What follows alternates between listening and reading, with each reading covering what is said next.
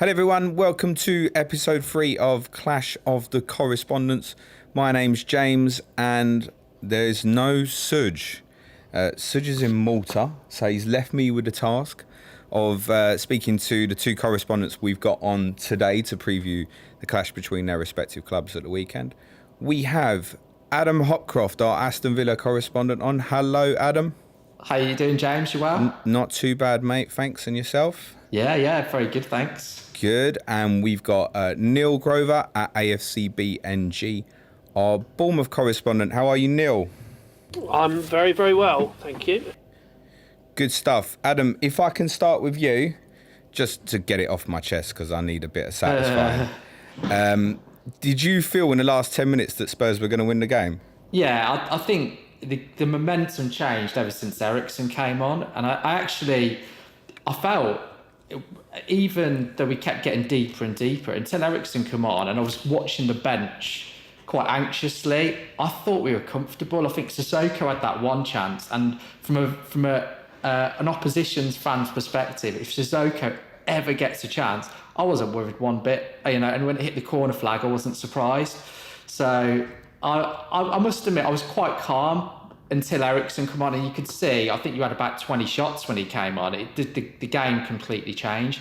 I think there was a big turning point, which wasn't really highlighted at the time, but when McGinn went down in the box, looking at it from actual VAR point of view, that should have been given. There was I've seen no argument that. I posted it on Twitter earlier in the week, and fans from all sets have said, on reflection, it should have been given, and that was at 1-0. But in fairness, Spurs deserved to win the game, particularly for the last 20 minutes, and the goals were inevitable. And I think the third came because at that point we were beaten at 2-1. So. Yeah, I didn't respond to your VAR penalty tweet, mate, because I didn't want to hurt your feelings. But yeah, on the whole, you're quite right. I think obviously the change and the move to the 4-2-3-1 really changed the game later on. Eriksen had a massive impact. But overall, you must have been quite pleased, I would say. I was delighted because I think there was no expectations really on us. So actually, I was expecting us to lose the game, but I think the first half in particular, we caused you a lot of problems, and I think we probably warranted to go in 1-0 up. I think we had a couple of other decent opportunities on the counter-attack. So really pleased. And I think I think that the other thing that really pleased me is that when our backs were against the wall, we had two centre-halves and Heaton that really stood up to it. And I think when you have that much pressure, it's ultimately going to tell. But I think Tyrone Mings, I think a lot of fans will see why Villa fans were raving about him. Be interesting to get Neil's view on him in a minute, but he was absolutely outstanding. So no, there's a lot of positives because I think against lesser sides we'll be able to stand firm. Neil, I'll bring you in there, mate, because I'm interested to ask you as well. Tyrone Mings, I kind of alluded it to on our main pod earlier in the week. What didn't work for him at Bournemouth? He was quite unlucky with injuries. For a start, it just never really. Every time he came into the side, he would break. I think he got injured within 10 minutes of his debut. As well as that, he was behind Steve Cook and Nathan Ake, who are both, from a Bournemouth fan's point of view, are both better centre backs.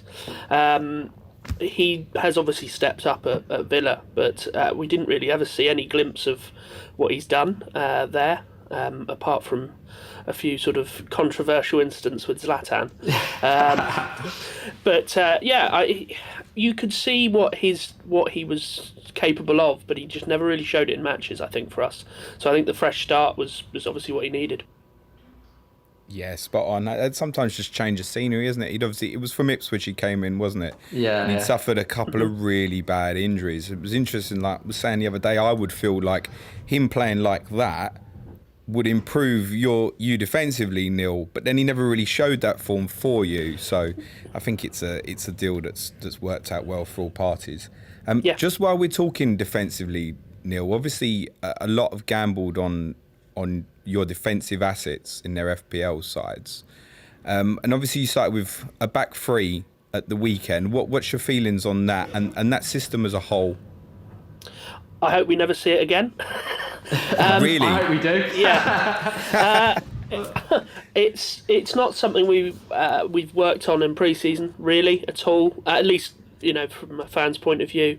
As soon as we see it as a fan base, we sort of collectively groan a little bit. We've got the centre backs to do it, but it's just they never look comfortable, and I think that would be what happened on against Sheffield. We just never looked comfortable in the game. Never looked like they knew what they were doing. I think sort of a flat back four is definitely the way forward, but that won't affect our wing back play. I don't think so. I think that's where the value is from an FPL for us. Why does Cause I'd said the other day that I always feel Bournemouth stronger with two natural wingers. Why does he so regularly change that system then? And obviously, why do you feel that strongly against the three at the back?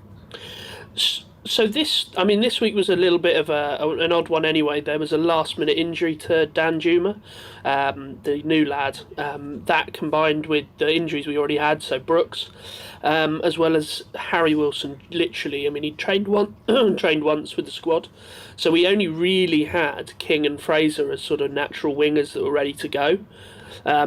I think that caused the change of shape from what I imagine would have been a 4-4-2 to the sort of 5-3-2 or whatever you want to sort of call that formation, to allow the sort of wing backs, which is also why I think Rico played. He's more of a wing back. But I just think we just don't seem to know what to do, and we really lack that creativity. We were, I think, one creative player short on Saturday. So we can keep the ball out, but we can't then do anything with it, and that's the problem with that formation. Okay. Staying on the back line before we move sort of further on to the talents that I think will interest people a lot more. Adam, there was mass surprise on the selection of fullback positions at the weekend. What's your thoughts on that? I think I was surprised, but I could understand why Dean Smith did it. And because I was away on holiday, that particular week I hadn't read, and I don't think there were any articles alluding that he was going to do that. I think it was really because he wanted to make sure we were defensively solid, and we pretty much played with a flat back four. So I think Taylor is defensively a bit more sound, and I think he showed it at times on the weekend. Made quite a few decent tackles. So I think, and potentially loyalty as well to the guys that got him up. So I think if he'd have thrown those guys in, it'd have been then six players making their debuts. So I think what we will see, I would be surprised if both of them start the weekend, both Taylor and El Mohammadi. I reckon he could change both. I suspect he'll change one, but I can understand it. I think it was just to be solid, and he had two very quick wingers who he was going to use for going forward. So I don't think he needed to rely on the creativity of Targett or Gilbert. I think there's quite a few FPL managers will have gone with Targett, and I think there's quite a few Sky managers will obviously have Gilbert. That doesn't help. I think with Sky having, I think because he's 4.5. You're fine if it's for 4 weeks and he gets you 0 points. It's not too bad because he frees up funds for elsewhere. I think in FPL you'd be a little bit worried, but I think long term Targett and Gilbert will be the fullback. I think there was also thought as well that with El Mohammadi, he's obviously played with Trezeguet for Egypt, and there's quite a natural bond there. So I think there was potentially thought of, well, that could work because he wasn't going to play Jota because of he's not quick enough on the counter. So I think there was looking at partnerships across the pitch, and I think he did also say something along the lines that was the back four that finished the season and got us there. So that it was only really bringing in Engels rather than otherwise it'd been effectively 3 changes. Yeah, it was a more consistent back four than to what you'd been used to. It's understandable in the first game. My opinion is similar to yours. I think longer term Targett and Gilbert would get in the team. Do you feel Gustavo will break in there as more of a sitting holding player? I was a little surprised he didn't start. I know he'd not had much training. Yeah, I think when his work permit only came through. Not long before. He hadn't trained with the squad as much, so I think he will do. whether he start, and I think the next two home games will be interesting whether he comes in straight away, because Hurahan does have his advantages, particularly with set pieces. So he might. I think Hurahan will possibly start the weekend, and we'll see whether, you know, and he'll gradually phase them in. I don't think he'll make 3 or 4 changes. I think potentially Hotter will come in and one of the fullbacks to give us a bit more of an attacking edge. But I don't think he'll make more than 2 changes. Do you think that would probably be Trezeguet would miss out then, or do you think he'd go the other side and El Ghazi miss out? I like Trezeguet. So did probably, and I think he could possibly move over to the other side as well. So I would probably rather see Trezeguet miss out. I think the next couple of games though, we've actually got a decent squad where players are challenging to play. So, and obviously Dean Smith sees what happens in training. So it'll be interesting to see how we line up. But I think there'll be 2 changes max for the weekend. It was interesting, obviously, when we spoke to you on 30 and 30, that there wasn't much of a squad there. And now you're already alluding to there's a little bit of depth, and I know you got some feelings, haven't you, in terms of this theory that Villa are doing at Fulham. Do you want to elaborate on your thinking of why that's not the case? Yeah, there's a brilliant interview with Christian Perslow on Sky Sports where he was on Sky Sports News a couple of days ago, and he talks through it better. But I think the players that we've signed, Dean Smith and Aziz I've been watching them since October, a lot of the players, and I think a lot of the players we've brought in have either been players that we had loaned or players that have played under Dean Smith or players that they've been watching for 8-9 months. So, and they're all under, other than Mings and Heaton, they're all under 24 or under. So I think from a resale point of view will benefit as well. So, time will tell. I think based on our performance the weekend, I think my concern really was how solid are we going to be. And I think having Mings, Heaton, we've signed a couple of defensive midfielders. I thought Engels looked really good for a Premiership debut as well. So I think defensively, I think we'll be solid. And I think people, I invested in Heaton in my team, and because a lot went with Pope, but I think when you look past that first game, obviously we had Spurs away, they had Southampton at home. Villa's fixtures are brilliant now for a long sustained period, and I think Mings made more blocks than Heaton made saves, so he isn't going to have, with Mings and Engels, I think we're going to keep a lot of clean sheets or not concede many goals anyway. So I think Mings' weekend was most clearances and most blocks in the league, I think. He made 17 clearances, 5 blocks, 2 interceptions. So from a bonus point of view, that gets him 12 BPS straight away. So he could be the one to go for from a fantasy point of view. Mings will clear up on bonus just for his CBI numbers, because that was consistent last year as well. I didn't doubt, mate, that if I started the stat, you would finish it. Neil, what did you make of Bournemouth's summer business, mate? I thought it was good. I think we had pretty much the best window we could realistically hope for. Harry Wilson has been sort of a long-term target, and really glad that we've got him in. He looks, really, really good. Helped by the fact he scored that fantastic goal that went around Twitter just before he signed. So he adds an extra sort of little bit of layer there. Dan Juma very much the same, so we've increased the sort of creativity up top, as well as given ourselves a lot more of a platform as well.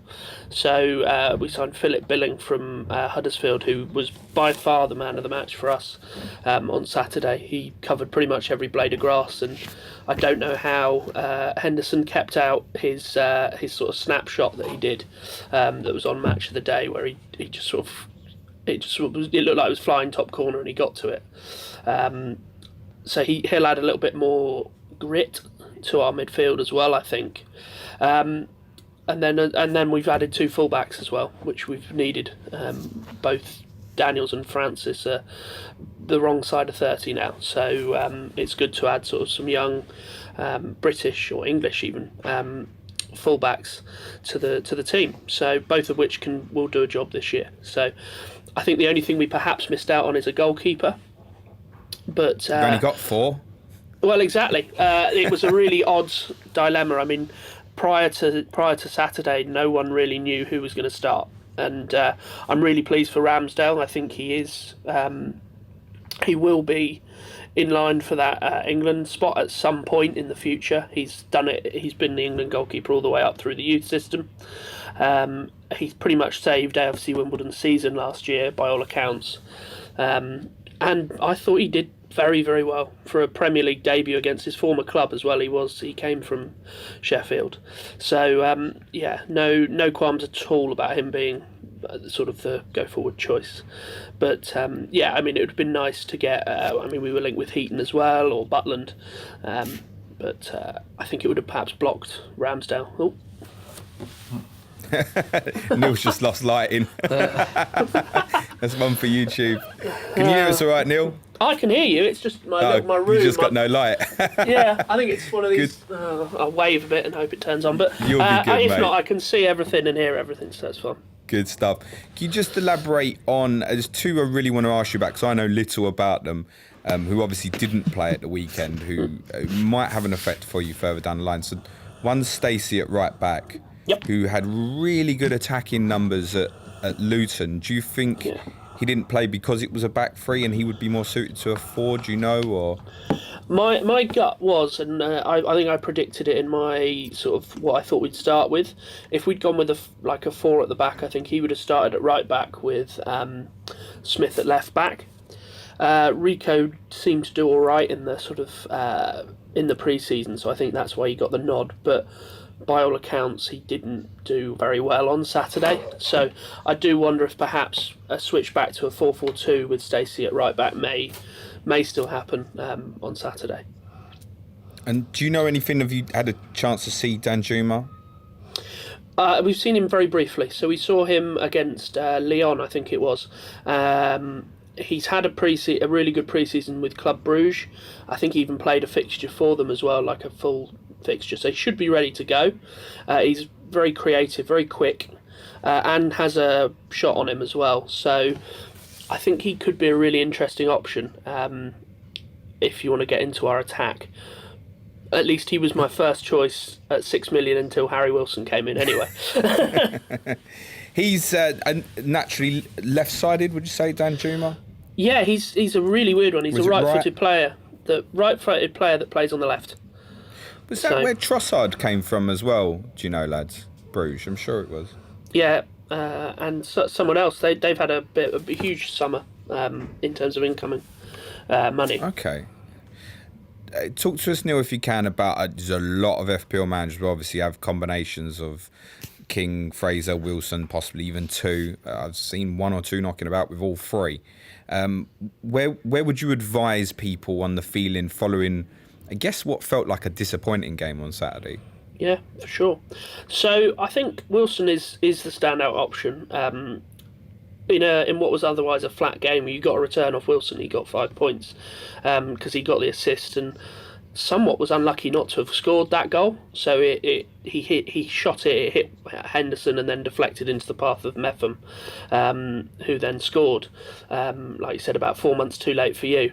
But I think he's going to be the option. I think what might happen is Fraser, while he will still give you the similar sort of high level returns, I think that extra 2 million on the price tag doesn't give you the value. But perhaps Wilson, Harry Wilson, so the double Wilson combo might be the way forward. Okay, that's interesting. I'm obviously sitting here with Wilson and Fraser at the moment. I've got no real consideration to take either out. Obviously, at the time of recording as well, Martial's price has already gone up, which I guess would have been the Fraser move too. So I haven't got any money in the bank, so no intention of coming off, and I'll ride with them. But one player I was considering, if I was to move off Fraser, was John McGinn. Adam, talk to me. I think my views on McGinn haven't changed since the start of the season. He's an absolute quality player. I think 5.5 is a very, very good price. I think my concern at the start was that if I wanted to move him out or he didn't hit the ground running, then it might be a difficult one to shift, but he's all action. He's gonna. I think I said to you in the pre-season, he's gonna get a lot of yellow cards. He's possibly lucky not to get booked the weekend. He's that sort of player, but what he has got is an eye for a goal, an eye for a pass. He's priced very, very kindly, and I think with Villa's fixtures, he will get returns. I think both him and Grealish are going to be central to what we do over the next. And I actually think, I think the sort of player Wesley is as well. So if you saw McGinn's goal the weekend, and it was a bit similar to pre-season, he allows players to run in beyond him. And I think the likes of McGinn, Trezeguet, I think my only hesitancy at the moment with bringing him in is I want to see how, because I think this is the first real test for Villa. I don't think, we were never realistically going to get anything away to Spurs. And I think this is the real test, because it's going to be teams that potentially, it's probably a match that we're going to be targeting 3 points. And we've got a few of those coming up in the next month or so. So it'd be interesting to see, have we stepped up as much as we think we have? Are McGinn and Grealish as good as I believe they are? And I'm looking forward to it. It's my daughter's first game the weekend. She can't wait. Nice. So I think it's still the unknown for Villa, because it is such a big step up from the league. I think that we've come from. So I think they're up for it, 100%. But we'll have to see. On McGinn, one of the things that from what I saw at the weekend, I'd mentioned it on the main pod about obviously Wesley's happy kind of back to goal and then runners off, and you've just kind of said the same. Yeah. I just wonder if obviously McGinn obviously through the middle was obviously, and he will be the one doing that. I just wonder if you'll have as much success against sides who will sit deeper against you, because obviously Spurs are a side that are going to press right onto you and will leave space in behind, happy to do so. I'm not sure if McGinn will see the same joy against sides who will be happy to sit in against you. But I guess we don't really know yet if that's going to happen or not. I think it will be. I think the likes of, because McGinn, what people probably don't realise with McGinn, he's such a tidy and tricky footballer, and he's so good in small spaces. Same with Jack Grealish as well. And I think when teams sit back, I think we've got the players that can unlock defences. And I think actually the weekend was very against our natural game. We just came up against a better ball playing side, and there was a couple of spells in the first half where we knocked the ball around really nicely, but we were against a better team doing that. So I think against Bournemouth, it'll be more of the natural Villa game rather than, I think we dropped very, very deep. We went against our instincts quite a bit and relied on the likes of Mings and Engels. So I actually think it will suit him at Villa Park. He can shoot from distance, and he's got a good shot on him. But what happened a lot last year is him, Grealish, were playing, a lot of intricate passes around the box, getting into good areas. So I think he'll be fine, and I think he's a good option. But I think it could be that Trezeguet emerges as a better option. It could be that Grealish really steps up. So we'll have to wait and see. But I think it's an exciting time, and it's a huge game the weekend for us. Yeah, my instinct on you guys is to have a look at you in a couple of games, playing sides more around your ability, etc. Yeah. Just to get, and I don't mean that disrespectfully to anyone, just to get a better understanding tactically of how it's going to shape up for you. I'd agree. That's a great point, and I'd agree with that. I think this fixture between your two clubs this weekend is probably the hardest to call. Haven't got a clue. You put a poll out, didn't you, Adam? Yeah. On the results. It come back pretty split. I think it's a hard one to call, but I think it is such a big game for both teams, because looking at it from a Bournemouth perspective, they go on to play Man City and then Leicester away. So if they lose to us, it's 1 point going into those two really tough fixtures. I think from a Villa point of view, there was no pressure on the Spurs game, but if we lose this game, everyone's on the side of Dean Smith, everyone's on the side of the clubs, there's a lot of optimism.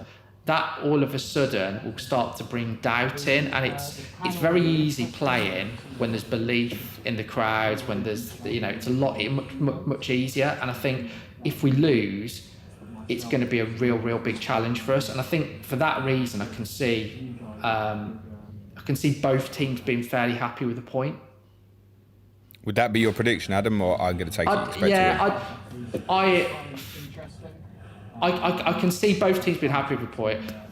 On having said that though, I think just put it into perspective, there'll be 42,000. We've sold out Villa Park. It is the game everyone has been waiting for, even probably more so than last weekend. And I think there's a lot of players in terms of motivation that are going to want to step up. And I think Villa will win. And I think they'll definitely win. As Neil mentioned, if Burnley start with Bournemouth start with 3 at the back, I think we'll win comfortably. But I'm going to go Villa win. Neil, prediction before we let you guys go? Both teams to score. And Yeah. that's nailed on, right? I think we'll the Villa way will suit us as well. So it's going to be one heck of a game either way. But I can't predict us to lose. I've got a sneaky. This would be like a 2-2 or a 3-3. Yeah. Yeah. I don't think it'll be last on match of the day anyway. No, I don't think it will. I think it could be shock. And I think if anyone's looking for a stream to pick up for a 3:00 game, like been off Liverpool at Southampton, watch Villa and Bournemouth, I really think it could be a cracking game. There's lots of like subplots as well with the Mings thing, and then the return to the Premier League, and there's lots going on. Well, lads, thanks for joining us. Best of luck for the weekend and the season. Neil, I managed to leave out that you used your bench boost on game week 1, mate. We won't delve into that too much. 91 points though. Bravo for trying, mate. Love that. Adam, you can find obviously at A Hopcroft at 13, and you can find Neil at AFCBNG. Give both the guys a follow. They know their clubs inside out. They will be invaluable to you this season, as well as all the correspondents. Guys, best of luck. Thanks very much for joining us. Take care. Cheers. Perfect. Cheers. Thanks, James. Cheers. See you Bye. guys. Thank you.